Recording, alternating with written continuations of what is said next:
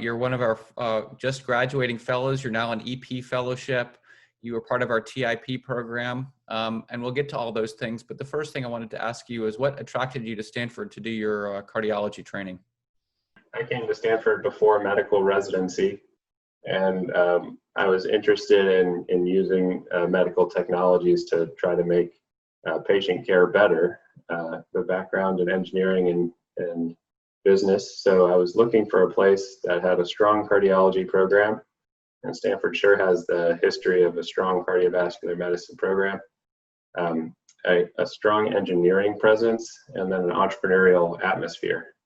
And Stanford really stood out among the rest for those three things. And I've really found that it's been such a great place to foster all of those interests of mine. You were one of our TIP residents, short trackers. Tell us a little bit about that experience and how that helped you reach your goals. The TIP program was awesome for me. The pathway to electrophysiology is many, many years, and it's a subspecialty within medicine that's pretty different from the rest, being that it's fairly procedural and highly technical. So a couple extra research years where I could gather a few more skills along the way was really key, and it also gave me a chance to really start to learn EP before even starting fellowship. So I found Dr. Narayan, who's a fantastic mentor, and I think also has a video on this website. Mm-hmm. He's trained in bioengineering, he's a serial entrepreneur and a renowned scientist. And he's allowed me to perform cutting edge research, travel internationally, and really maintain a high level of productivity throughout fellowship. He's been super supportive through grant writing process, and so I've had a lot of success there. And with the TIP program in particular, having 2 years to go through and do some extra coursework and training, I've been able to maintain my research network and expand my research skill set, including taking classes in signal processing, image analysis, machine learning, biostatistics, and I think that's really rounded me out as a full researcher and prepared me for an academic career. Why don't you tell us a little bit about the work that you've done with Dr. Narayan? You've been very successful at getting grants and papers. The research in our laboratory is, we call it the computational arrhythmia laboratory. It expands the gamut all the way from basic research about the generation of an action potential all the way through clinical medicine and clinical trials. And so the breadth of the research is super fun. We do signal processing to try to figure out the origins of atrial fibrillation, cardiac fibrillation in general, and using different mapping techniques, try to find out what sustains atrial fibrillation as a rhythm, and then apply those on human data and see if we can predict which patients are going to do well and which patients are going to do poorly. And so I've presented at basic conferences, AHA, more in the basic areas, and then very clinical conferences at ACC, and been able to travel quite a bit, as you said, internationally to give talks on those, meet with other leaders of the field, and that's been such a pleasure. That's such an important part of mentorship is, expanding your contacts and your Rolodex, and Dr. Narayan certainly excels at that. Now, over your shoulder in your virtual background is the School of Medicine, the new School of Medicine. Usually we do our interviews there in one of those windows, and I look out of that window and I say, just look out that window, and what you can see is the Stanford University undergraduate campus. And for you in particular, I think that's played a critical role. People don't realize sometimes that when you're standing in the School of Medicine, you're only 100 yards away from the undergraduate campus. Tell us about some of the advantages that co-localization has had for you in particular. If you are standing where the camera is on this picture, and you look over to the right, the Clark building is there. It's a big kind of U-shaped building. It's cutting edge, and that's where the biodesign program lives. And their whole charge is to generate needs for the clinic. What pains do we feel as patients and as clinicians, and how do we solve those?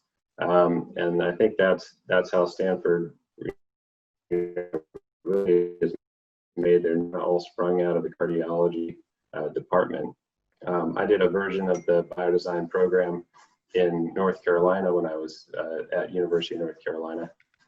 And since I came out here, I've tried to apply all those things to my practice. I think being a clinician in medicine really gives you that opportunity to feel the pain of the patient and motivates you to come up with the new ideas.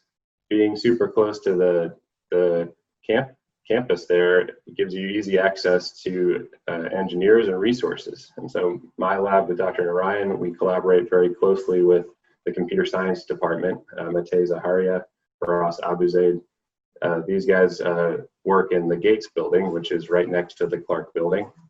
And we've got a couple of manuscripts coming out right now on some of the work that we've collaborated on. So it's been very nice to just be able to stroll across the street and have those meetings. It's also nice to be on the undergraduate campus because there's a ton of students that are interested in projects. And so I've recently founded a company with a couple of Stanford undergraduates that came out of the engineering department there. And they found me the same way. They walked across the street and said, you know, who in the medical department can help us with this device? And that's how it started. Talk a little bit about the entrepreneurial spirit of Stanford, of EP, of Dr. Narayan, and the kind of opportunities that you have. I remember when I first interviewed here with Tom Katermos back when I was in medical school. He said that there's a very open door policy at Stanford, and people are willing to collaborate because you've had all sorts of great ideas come out of different departments and the union of different fields. And he said that whereas some places entrepreneurship is sort of frowned upon, you know, here we really like it because that's the place where the technology gets translated to the patient, to the bedside. And there's a lot of difficulty in making that happen because you have to have a business plan that works so that the further development that turns research into patient care can be supported once it leaves the realm of NIH funding. And so I think Stanford really understands that. And so what he told me is that, you know, whereas some places it's, you know, you're ranked based on how much you publish, and here it's sort of like how many companies have you started? And so I haven't started many, but you know, I'm trying to get started. Yeah. Really. Tell us a little bit about the EP subspecialty at Stanford and what attracted you here and what you're looking forward to. Yeah, the electrophysiology program here really has expanded in the last couple of years. We have a bunch of new faculty members that came on, including Nitish Badwar, who's trained by Mel Scheinman, UCSF lineage. Fantastic electrophysiologist who is highly dedicated to training fellows with classical electrophysiology. The breadth of EP procedures, whether it's doing you know, a ton of device volume, atrial fibrillation, we do a ton of. We do ventricular tachycardias on ECMO. Pretty much the full gamut of electrophysiology is done in the department. And now with so many attendings, the clinical volume is you know, more than the fellows can even handle. Several of the attendings are just doing cases on their own, and so there's plenty of information and cases to be had. At the same time, they focus on research, and so we have dedicated research weeks where a few days out of the week you have time to read and to write, and then we have conferences between all of the faculty on Thursdays where we discuss research projects, abstracts sent to Heart Rhythm Society, and projects that we're doing together. And so the faculty even will work together to recruit each other's patients and to gather data for each other. And so it's been a really fruitful environment, both for clinical learning and for research. You know, we have access to a new hospital, and I know the EP group was particularly excited about that. And then the fact that we can go to the VA system as well. Tell us about the training environments for electrophysiology and cardiology in general. Yeah, so the labs are gorgeous. They're big. We have access to all of the technologies that we could ever want. We're exploring new technologies and are involved in a few clinical trials, such as the AMAZE trial with the Lariat that Dr. Badwar is doing. We also do get to go to the VA, as you mentioned, and just got Dr. John Evans, who previously was in private practice and is is a very high volume operator. So you get not only kind of the more hands-on patient interaction of the VA, where you need to really kind of do everything soup to nuts, but we also have access to John, who's a fantastic electrophysiologist and really can teach you efficiency in the lab. So I think that the breadth of the EP experience clinically is great. Yeah, access to technology is great, and I look forward to the next year and a half doing that. Now before you did that, we made you be a chief fellow for a year. You did a fantastic job organizing that. Talk a little bit about the role of the fellows in teaching each other, teaching the faculty, and the spirit that pervades the fellowship program. The way we have the chief fellowship year set up is we're in charge of coming up with the standard didactics for the general fellows. So that's our Tuesday morning conference. It includes everything from kind of board preparation to specific faculty highlights to CCU case presentations. And so the chief fellows will put together that program and make sure we hit all the areas that may not be day-to-day occurrences on the clinical wards. For example, we don't see FMD every day. We also coordinate our Thursday morning activities, which are the grand rounds for the department. And so the chief fellows will be in charge of selecting who's going to come, along with the affinity leaders of each group. Try to make sure that we have nice variety of different presentations, collecting feedback from the faculty and making new invitations. Once they're on campus, we also are heavily involved in kind of getting them moved around campus, make sure they make it to all their meetings. We set up lunches that are with the general fellows so that all of the fellows can sit down to lunch, sponsored by the department, and ask those visiting professors about mentorship activities, research activities, or collaborations. And so being in the middle of all of that's really been beneficial to the research network and just kind of getting to know the department. We were extremely impressed by both the work that you did and Show did in an extremely difficult time. During your chief year was the year of COVID, the year of the murder of George Floyd and Breonna Taylor. Talk a little bit about how the fellows rallied around that and the camaraderie that they showed to get us through those experiences and looking forward.